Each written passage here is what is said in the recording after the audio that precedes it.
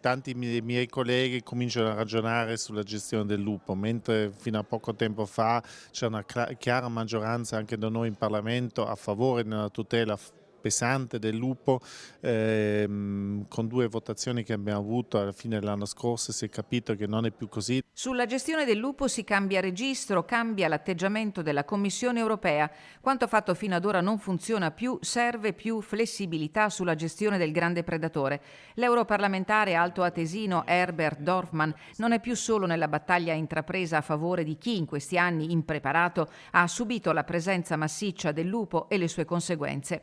Secondo la Presidente della Commissione, Ursula von der Leyen, è importante trovare un equilibrio tra la necessità di tutelare la specie, la biodiversità e le ragioni del mondo agricolo. L'Unione Europea non fa piani di management e non consente l'abbattimento, non programma l'abbattimento di lupi.